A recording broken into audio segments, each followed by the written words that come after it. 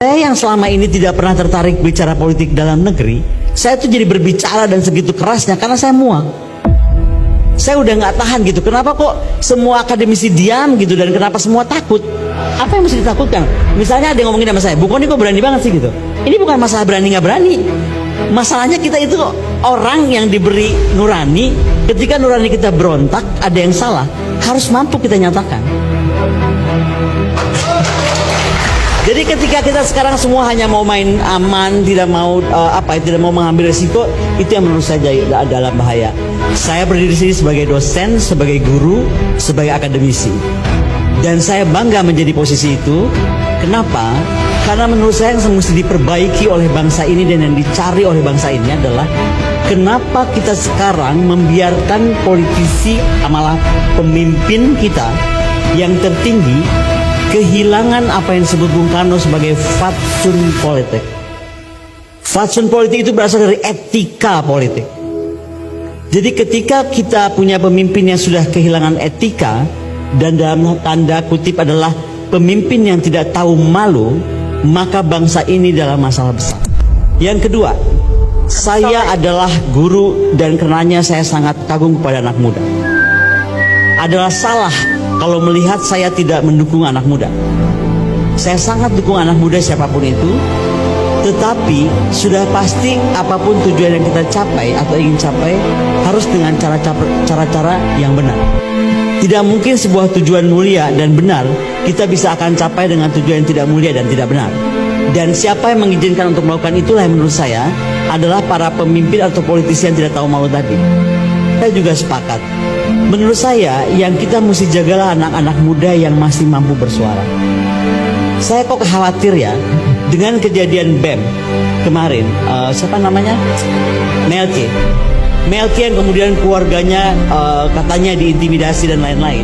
Disinilah sebenarnya suara kita tuh mesti bersatu sebagai bangsa, bahwa kaum terpelajar apalagi anak muda itu yang kita harus biasakan para pemimpin itu mendengar bahwa anak muda bersuara itu bukan dia anti, tetapi dia ingin memperbaiki sesuatu gitu. Dan jangan kita diam ketika melihat anak-anak muda seperti Melki gitu dan lain-lain, saya nggak tahu dimanapun, yang mencoba bersuara atau menyatakan kebenaran itu kemudian dibungkam atau ditakut-takuti. Sepakat sebenarnya pada bagian ini. Sepakat ya, kami sepakat. Aparat baik polisian maupun TNI tidak boleh. Kan? Ya. Itu kesepakatan kan? Yes. Tunjukkan pada kami ajaran kami nih, para politisi tua-tua ini. Wahai orang tua, nggak boleh kita begini. Kalian datang ke depan bangsa ini dimanapun itu berada, kalian bergandengan tangan. Tidak boleh lagi kita kembali ke titik itu. Kalau kami siap. Oh, itu hebat itu. Kalau kami siap, saya yakin kami siap menginisiasi itu. Saya tunggu Mas Uki untuk melakukan itu. Saya yakin Mas Amin juga siap. Siap. Apapun pendapatnya harus dihargai, dilindungi, dan diberikan payung hukum yang sesuai. Bagi saya itu penting. Siap. Iya.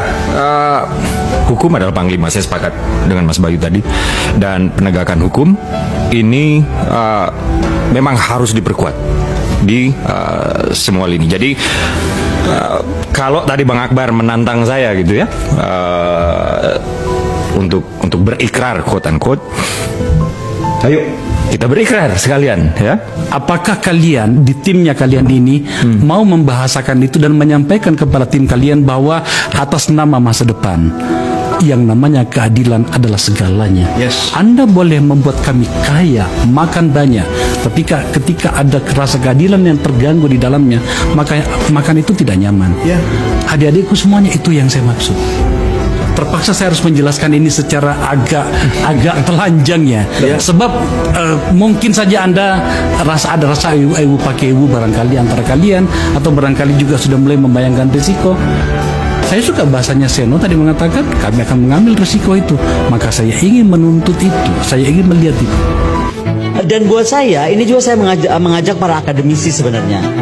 Ketika saya bicara bahwa saya marah kepada presiden, ketika saya melihat presiden kenapa miring-miring gitu ya jalannya, sebenarnya kan suara hati saya untuk melihat, loh kenapa presiden yang saya dan Pak Rudi Kamri lama banget lah kita menjaga beliau untuk lurus-lurus, kok tiba-tiba belok-belok gitu. Nah, ini yang menurut saya kita semua sebenarnya harus kawal bersama. Jadi lupakan nama-namanya, tetapi bagaimana sebenarnya kita semua mampu menjaga.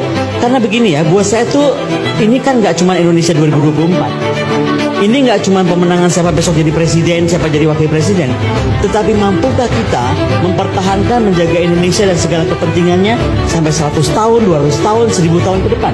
Kepada para senior, ini semua senior yang saya sangat hormati dari Angkatan Darat, Laut dan Udara, saya cuma mau minta tolong Pak Ken, terutama Pak Ken ya.